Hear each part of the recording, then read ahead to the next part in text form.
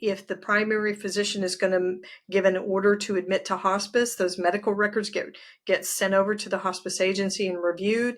They'll get medical equipment out there very fast, which is part of hospice services. It's part of what we provide.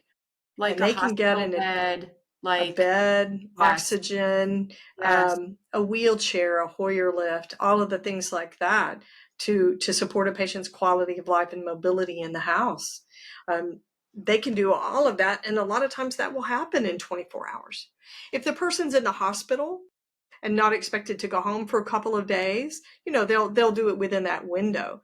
But if there's a crisis at home and they want to get that patient squared away and get them comfortable, they can make that admission happen pretty quickly. Would you share a story with us? I guess I'm sure you have about a million of them, but I would love to know a story in particular about someone who, ended up calling, wish they would have called sooner, to engage the services of hospice, and how it ended up really helping them in that situation. So many of our patients come to us too late in the game, so late in their diagnosis.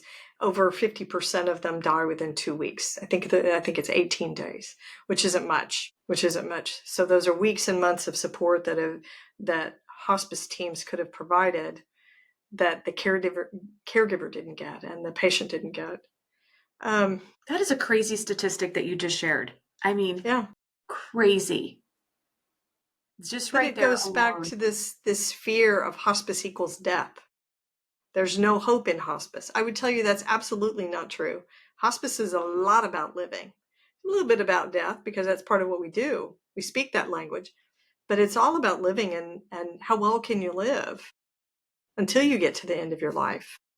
And there is very much hope. There is a great deal of hope inside end of life care. Hope for connection and comfort and quality of life and additional help and someone who's willing to have these deep conversations with you, someone who's willing to play cards with you if you don't feel like having those deep conversations. Yeah.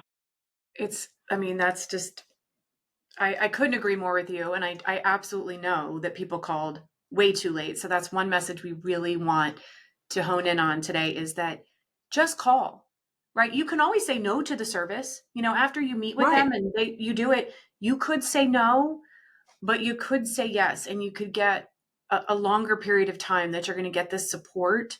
So, going back to your story, tell me, like, what's your favorite story of a As patient?